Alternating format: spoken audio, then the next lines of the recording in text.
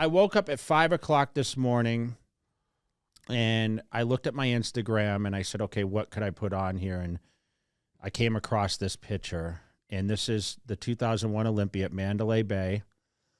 I competed for the first time at Mandalay Bay, 99, but this was 2001. We were still competing there. And this is, I said, the beginning. Yeah. And I said, when your idol becomes your rival. Yeah. And I've often said that quote because I idolized Ronnie Coleman. Like, he was the guy that I started with Dorian Yates, and then, of course, Ronnie won the Olympia, and that was the guy that I followed. But this is when I actually got to stand toe-to-toe on U.S. territory. I did this in Europe a year before when we went on the European tour, but for the first time, we got called out together. And I always talk about the circumstance, and sometimes circumstance is everything. So the little backstory to this, okay, we can't see the numbers there, but Ronnie and I drew consecutive numbers that year. Yes. Which was a fortune for me because we all line up before they do the call-outs. Yeah. And when I stood next to Ronnie Coleman, it was like I looked so incredible from the front that year. I do not think if we were number 1 and 2, I can't see the numbers, but it might have been 1 and 2 actually. Is it 1 and 2? Okay. If I was 10, I don't know if I would have got this opportunity. You might not have. Because we talk about... You might have been overlooked. Yes. Has there been some overlooked competitors in shows? Yes. Usually, listen, I have to credit the judges because they can usually tell physiques. Yeah. But when you get to that level, I still felt having a name behind you, like you have been there prior, it definitely carries weight, right? But in this circumstance, I was 8th the year before here. Yeah. And here I was placing, top 2. I've always said this, and sometimes people don't understand what I mean by this. With any great success, there's always an element of luck that you might not have known about, whether someone met someone at the right time or whatever. But like you said, if you wouldn't have got called next to Ronnie, where they were forced to see you next to him, would you have ever got put next to him? I don't know. And that's that luck of that number potentially could have changed the trajectory of your whole career. So if you would have been out in the second call out or maybe the second line, you might not have ever gotten that opportunity, and you might not have became the Jay Cutler. Yes. So this was a huge, huge leaping point and controversial this year. I feel I should have won that contest. I was ahead by prejudging. This is when they had prejudging on Friday. Maybe they had it in the morning. I think they had Saturday morning, Saturday night. Okay. And I was ahead by 6, and he came back at night. This was after 9/11, and this show almost got canceled, by the way, because the 9/11 tragedy happened 6 weeks prior to this contest. And I remember Vegas was on heavy alert for possible terrorist attacks, and they talked about the Olympia. Was it going to take place? Well, I kept going. I kept training. I came down from about high 280s to compete at about 260 in this condition in a week's time. I was very, very big. I was conditioned early. At 10 weeks out in this contest prep, I was ripped. I was already in crazy shape at 10 weeks out. Wow. I started my training at 20 weeks because I was so motivated because Chris Aceto was in my corner telling me, you're going to win this contest. And when I got to stand toe-to-toe with Ronnie, and you see this comparison, this is the first pose, the front double bicep, I hung pretty strong with him. And it was from the backside where he was still a little more dominant. Mm-hmm. But the judges saw me as potentially the winner in the prejudging. Yeah. And this built my confidence a lot, to go back to the confidence thing. This is where I knew I was solidified, and this is the first time, this actual contest was the first time I realized that I could be the best bodybuilder and win the Mr. Olympia, because now the judges would give me the recognition. Yeah. And I was looking at myself in comparison to Ronnie, and people tell me, yeah, you stacked up great. You're ahead by points. I mean, so obviously I felt that I had it. Now, granted, we saw later I challenged Ronnie every year and fell short after that. Mm-hmm. I sat out 2002. But this is where my career really started to take off. I won $60,000 at this contest. That was the second place prize. And today, that money's about $150. I think it is $150. So first place was $110, and second place was $60 at this point. Now it's $400,000 for first, and it's $150. So we've seen the transition in 20 plus years. Yeah. The prize money has gone up. Not a huge. I mean, it's gone up quite a bit, but this was the heyday of bodybuilding. If you look at some of the comments on there, people will say when bodybuilding, like, I don't think will there ever be another rivalry like Ronnie Coleman and myself? No, because there was never someone who, I don't see anyone right now that's that dominant like Ronnie was, and there wasn't somebody that was coming up, because you were still in your 20s there. Yeah, I was 28, 29? 27. There's somebody coming up in their 20s against somebody that people looked at the physique as potentially one of the best physiques ever to come on stage, and you legitimately beat him in the prejudging. So I don't see anyone coming up. I don't see two people coming up right now that are battling like that close. We got a little taste with the Kai Green and Phil Heath battles, right? A little bit, but it wasn't. I don't think it was the same as you and Ronnie. I just don't. Probably for multiple reasons. Do you think the magazines made this a better rivalry than social media? How did you follow this rivalry back then? You weren't at this contest, right? No, not at that one. No. You followed, all you had were magazines, and there was a website back in the day called Muscle Time. Yes. Remember, you had to pay like $2 a month for it. I didn't know you had to pay for it. Yeah, it wasn't free. Okay. But Muscle Time had all the pictures and all the stuff on there. So, and then slowly it transformed into Get Big and Muscle Mayhem and whatnot. But for the most part, we still waited for the magazine to come out, and you would see on some of these other message boards, somebody would type on there what was going on. But we didn't have social media to push things this way. Did you know who I was? But yeah, because you had met me in Southern States. Yeah, no, I knew who you were in '96 or something, right? The year before. Yeah, okay. No, I had met. I followed it all since, I would say, '97. Is it amazing that people still talk about this year? Well, no, because it's like they talk about 2001, right? Yeah. And they talk about what could have been, and what did you say? Tell me the people, conversation you just had with J-Mac when we came in here and you talked about this. Like when I look at this picture, there's 1,000 stories to it. It's not just a picture of two guys, doing a front double bicep. When I look at this, I think, at that moment in time, Ronnie was trying to build his, legacy, but you were the guy that was coming up that nobody knew of, and you made a name for yourself that at that point, let's just say you would have won that show. Mm-hmm. So now Jay wins the Olympia. What happens next year? Does Ronnie Coleman come back furious and be amazing for the next 5 years, and then you get second? And then what happens if one of the other years, Lavroni or someone else came in and they got second and you got third? Like, it could have changed the whole trajectory of your career. I mean, everything. Mm-hmm. But the fact that Ronnie was looked at as like the GOAT, and here this guy is that keeps just nipping at his heels and just right there, it built your brand up and it built your legend. So when you did beat him, it just exploded your career. So this moment in time here, the Jay Cutler we know today might not have had the same outcome right now at this moment in your time if you would have won that show. Mm-hmm. We don't know. I mean, you might have won 2 or 3 and retired. And you would have said, I'm done. And you might have went in a totally different direction. You might not even be involved in bodybuilding. You might have made some investments and said, I'm not around. But so this picture to me there's just so many directions it could have went. Yeah, I mean, it built up my confidence. So I took a month off after this contest, and then I started training for my first Arnold Classic victory. Yes. 2002. And then, of course, I skipped the Olympia in 2002, and I decided, do the Arnold and the Olympia in 2003, and that's when Ronnie came back like a monster, right? But I can tell you that my training was so on point during this time. Mm-hmm.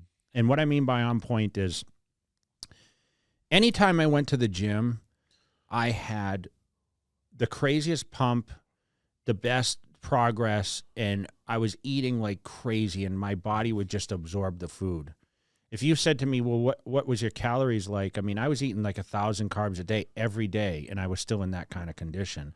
So when you can eat that much food and everything just clicks, there was no pain. I was young enough where I was in the prime of my bodybuilding career. People always ask, what's the prime age, right?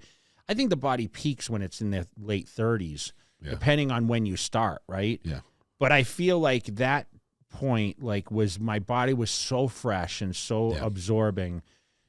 Anytime I went to the gym, I didn't have to train with extreme weights. I just went in there and I just did the same routine. And what I want to point out is, like, from day one, I started training, working under Chris Aceto, to the day I retired, I basically ate the same food. I trained exactly the same. People always think the same food. I know, but people think that you need to change things. And I'll be honest, I didn't have to change anything. I literally, like, ate the 6 meals a day. And granted, I went up to 7 sometimes, sometimes 10, depending on off season. But it was the same kind of foods, but the training each week. So if I did chest on a Monday, and I started with incline dumbbells, and then I went over to flat flies, and I would do the same order of movements every single week. To this day, you train with me. Yeah. Do we ever really change things up? We always start with an incline. Yes, Whether incline it's hammer. dumbbells or hammer. Yes, hammer now for safety reasons. So do you have to change your workouts all the time? No. I don't think so. If you train with enough intensity, like, there's only so many things you can do. What if you're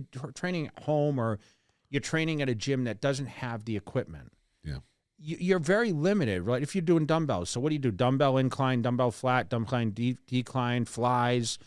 Pullovers. I mean, pullovers. I mean, there's only so much limitation you have. So I think people expect you, and I notice that a lot with people that I train, they expect things to change so much. And I don't feel like you have to change as often as people think. Like, now we have these new techniques that the internet's opened up all these different types of training, right? Yeah. We went through this with, like, the heavy duty training with Dorian Yates. I mean, how much did you change up your training? Like, did you look at routines from the magazines, or do you look at routines on social media and say, you've never said to me, as we've trained for how many years, hey, why don't we try this exercise because I saw it on? Never, right? Never.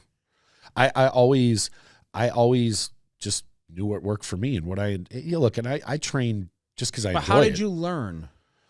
Did you read a book, or did you follow the gym, or did someone teach you? I looked at stuff in the magazines, but I think for me, I would do certain movements and I knew what worked, what I felt comfortable with in doing, and I just stuck to those. If I went and trained chest today, I'd be doing the same things. The only difference is I don't go heavy on the flat bench anymore. Why?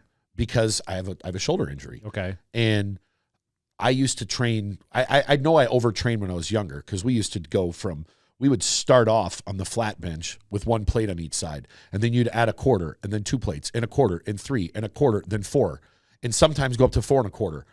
You don't need to do all that. But we do that. We do that for incline, and then we do dumbbells, incline, decline. Like, I train too much, but I learned that there's only so many movements you can do for a muscle. You don't need to do all these crazy, I'm going to do this certain thing at a certain angle or whatever. It's like, no, just go grab weight and move it. I think as you get older and you transition, maybe you need to adjust it. Like, the weight, for sure. You don't free bar squat. And the reason you don't is because you have a shoulder injury that you can't hold the bar. Yes. Right? And I just watched a video of Brett Wilkins. Yeah. And he had these straps. That's the sissy bar. Yeah. Oh, okay. It goes over, and you can grab it from the front. Okay. And I've done, we had that, David Baywood and I would do that in Wisconsin. So this is how I could do those. Okay. For some weird reason, and I don't know if it was the way the weight was on my neck, I used to get dizzy from it, even if I did 1 plate on each side. But there was times we would do it, we'd go up to like 3 plates. But for me, I'd rather do the hack squat, or I'd rather do like one of the squat machines. Yeah. I'm not trying to be a pro bodybuilder, so I don't need to go lift some crazy heavy weight. But yeah, as you get older, you gotta work around. Yeah, see, I haven't really adapted to those. Like, there's a lot of, like, hack squats we still do. We still deadlift. Yeah. We do T-bar rows. We don't do a lot of bent barbell rows, which I used to do, which we probably should, like I like the reverse grip. But everything was very simple. Yeah. And I would go in the gym and I would do the same routines every week. And I was on the Olympia stage almost winning and eventually won. And to this day, I still do the same thing. So to go back to what I was like the diet still, like I had egg whites this morning, 2 whole eggs and Ezekiel bread. I had some cottage cheese. I had 2 slices of turkey bacon, and I had cream of rice from Pride Foods, you know. So I had that, and then I have trifecta meal, so I have chicken and rice. Everything's like, and then I'll have some red meat probably at some point today, bison and rice, you know, from trifecta. So it's like I have like that set schedule that I followed for 25 plus years. Yeah. And I just think that everyone's always looking for a different answer to success. Do you think with some of the physiques now, like that there's too much machine work? I think there's too much machines. I think it's overeating. I think it's too much cheating. Yep. I think all that. Yeah. Dude, I would starve, man. I would starve. I talked about eating 1,000 carbs. I'd still be hungry. Yeah. I remember being like, I can't wait to eat. And people would be like, what the hell are you talking about? Eat. You're eating 3 cups of rice and whatever. But I'm like, nah, I just want to be able to eat like, you know, less and then just like more fats or whatever else, right? I just was on this super low fat diet. So I would literally have like protein powder or fish at the time and rice or, you know, pasta or whatever else. That was what I was eating. I literally dieted for that show on a lot of protein powder, to be honest. So people say you can't get lean and can't get muscle. What show is it? This is random. What show is it? I remember you telling me you drank like Diet Mountain Dew. Was that the show? Yeah. Where you said, I just stopped, cut it out the I night drank before? 12 a day. Yeah. I drank 12 cans. I remember asking you believe you that, J-Mac? Yeah, no, I remember him telling me, he was like, because I was like, yeah, this was like 20 years ago. You and I had this conversation. I was like, yeah, I like diet soda. You're like, there's nothing wrong with diet soda. It's just caffeine and water. And I was like, shit, Jay Cutler told me I could drink it. And he's like, man, I drank a 12-pack a day. And then the day before the show, I just cut it out and it shrink wrapped me. I will tell you the craziest concoction ever. Okay. So Chris Aceto was, when he wrote my diet, when he wrote the diet out, he would write, you know, 100 C for carbs. Yeah. 50 P for protein. That's his diet. So meal 1 would be, it was just numbers and carbs and protein. No fats, nothing. That's what he would say. So meal 1 through 6 today is going to be this. Yeah. He said, I don't care what you eat as long as you reach your macros. Yeah. Which is what they call now. We didn't call them back then. It was just carbs and protein. Yeah. So one of my meals, bro, I would mix protein, 2 scoops of protein, 50 grams of protein with Coca-Cola. Oh my God. Regular Coke. Okay. And I had a ice machine in my house like that would crush ice with the refrigerator. So I'd mix it and I would eat it out of a bowl like it was cereal. So, and I would eat it and I chew, because you know I love to chew ice, right? Yes. And then I would literally have my side of white rice. I had a rice cooker. I had basmati rice, and I would put honey on it. I would cut up asparagus. I would put asparagus inside of it, and I would eat that on the side. I would pour honey all over it for the extra. I would take, you know, a couple tablespoons of honey, and I would pour it on just to reach my macros for the meal. And that's one of the meals I would eat. Coca-Cola mixed with chocolate protein. Wow. Regular Coke. Like, how, wasn't it all clumpy and chunky? Yeah, but dude, I just sucked it down, man. I would mix it up in the bowl, and I would eat it. Sometimes I'll boil water, and I'll put like 2 cups of boiling water, and then I'll put 2 scoops of protein, and then, you know, make it liquid, and then I'll pour that over oatmeal. Okay. So then it's like, it tastes like, I'll use like your marshmallow protein.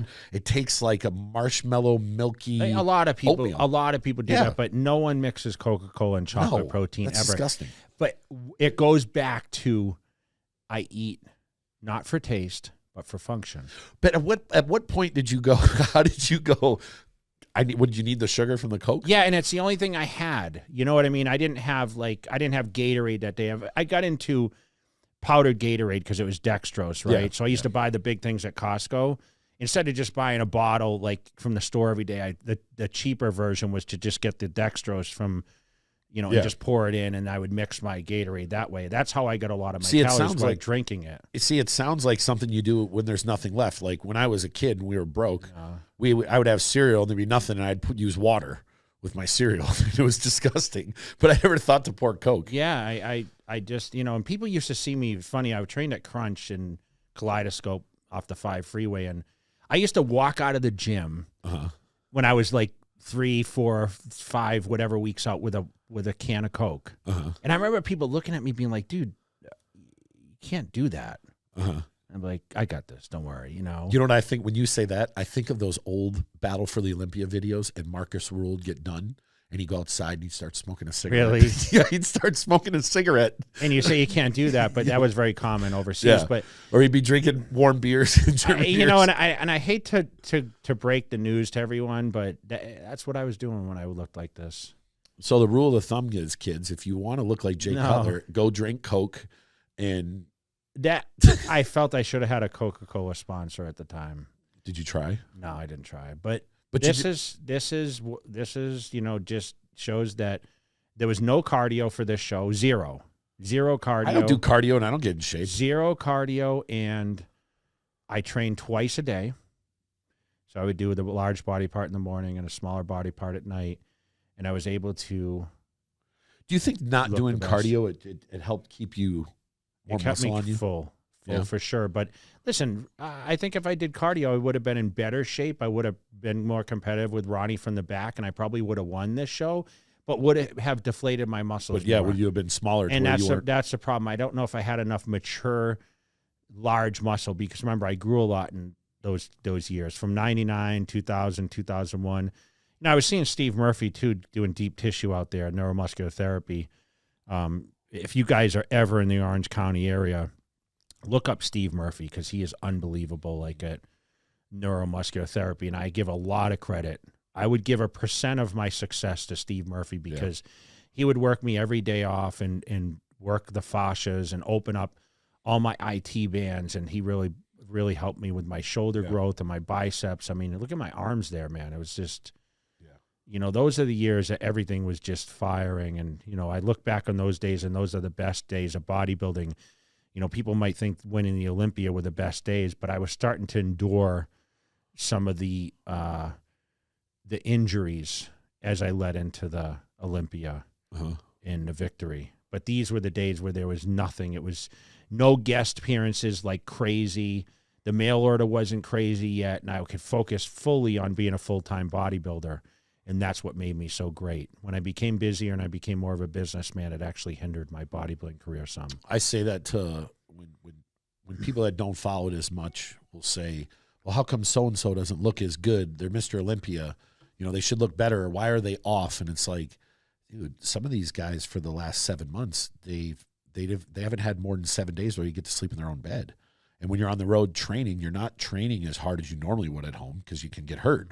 And you're not getting the types of food that you normally want. You're subject to, okay, what's the best option for me to get while I'm here? Because they didn't have meal prep.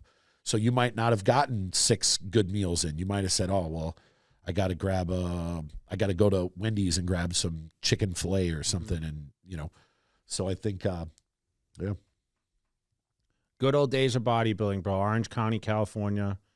Aliso Viejo, moved to Vegas. My life became busier.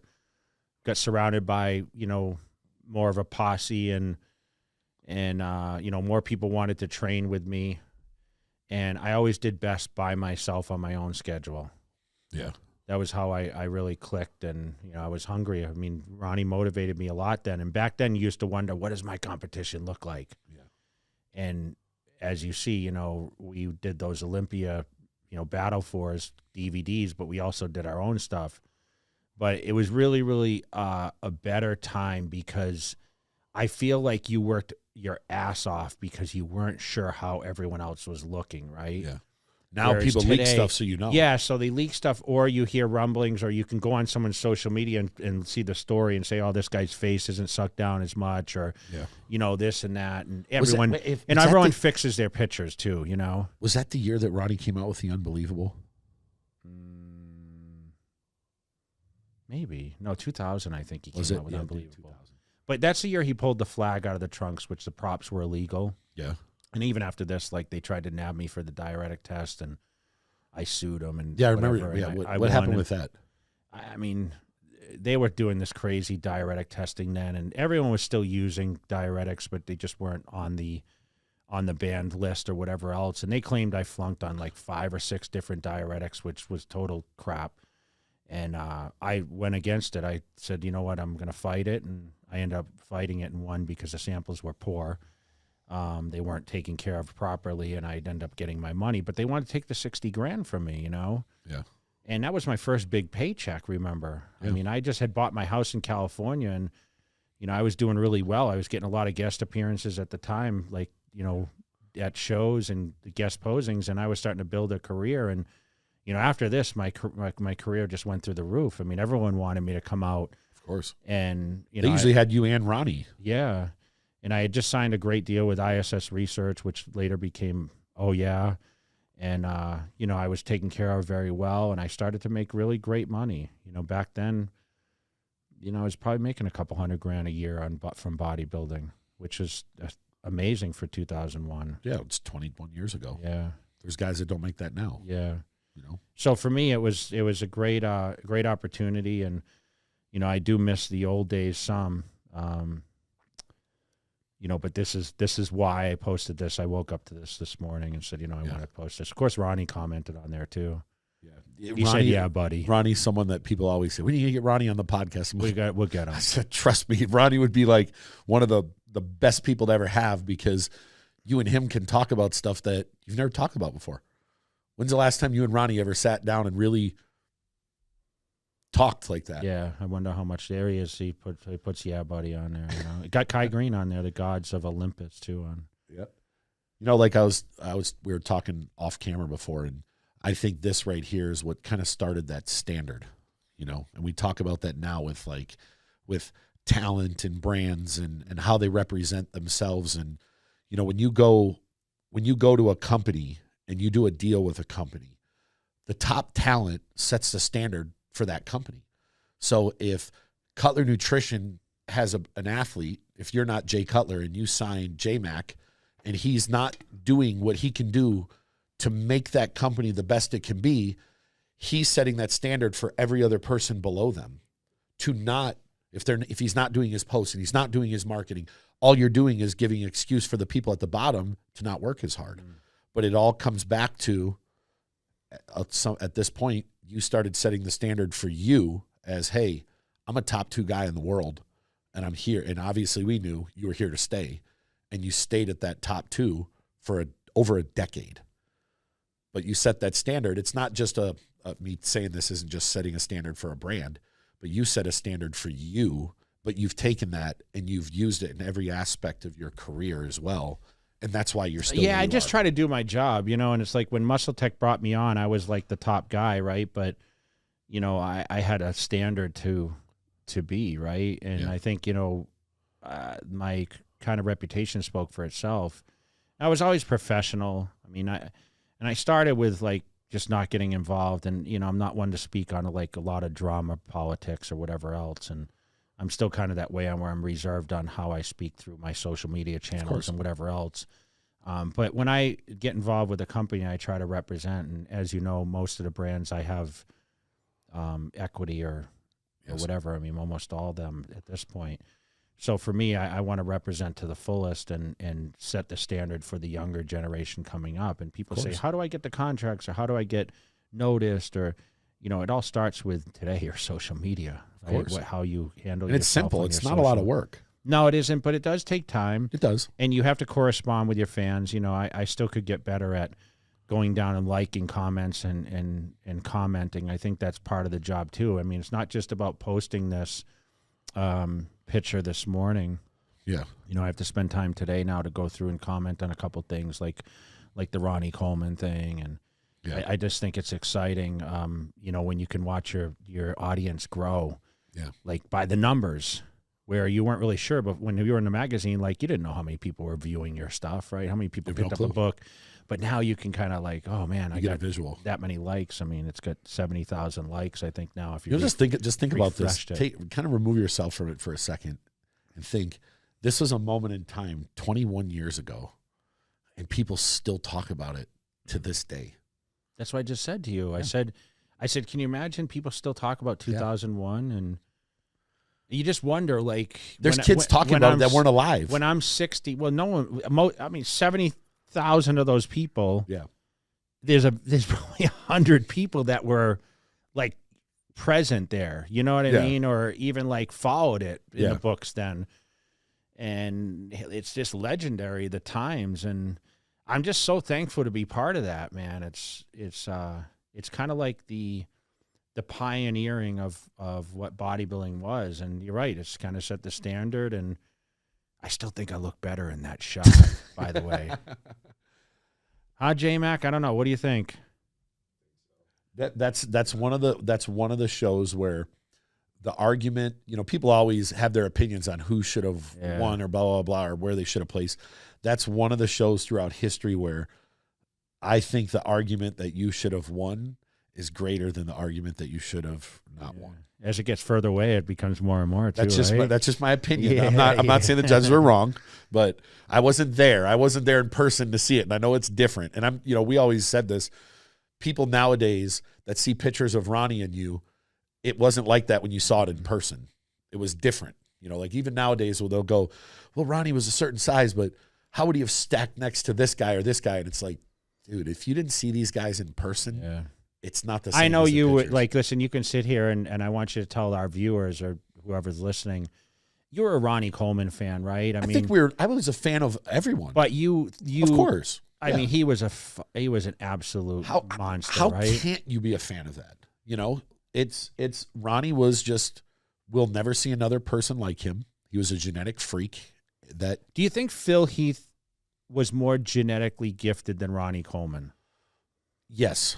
Yes. I think he was more gifted. Do you think Phil's physique is overlooked at being the greatest physique ever on the Olympia stage? I don't think it's overlooked because I just don't think he wouldn't have beat Ronnie. I think some years he could have battled. Well, if Ronnie was off, of course. Yeah. But if you took Ronnie's best and put him next to Phil's best, what shot does Phil beat him? Yeah.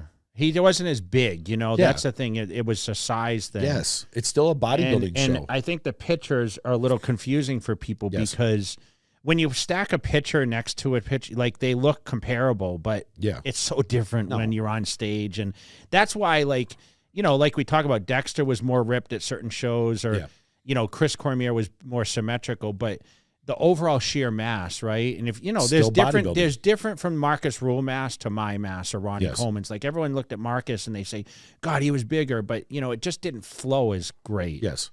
If you took pictures of Phil and Ronnie and put them next to each other, you can make a lot of arguments. But like you said, if they were standing next to each other, Ronnie was 40 plus pounds bigger than Phil. Yeah. And he's only a 2 inches taller. He would have just overwhelmed him with the width more than anything. Does Phil have one of the, I think Phil has a top 5 physique of all time for sure. There's a lot of top 5. Yeah. But I mean, Dexter Jackson's arguably one of the he should best. be in there too. Yeah. But Ronnie was just different. He was just different, man. Tell us what you guys think. I mean, I want to know if you guys want to comment. Who is the greatest in your eyes? I know we're going to get Arnold arguments here. Of course. We're going to get Sergio. We're just talking about straight physique. Yates, Just straight physique.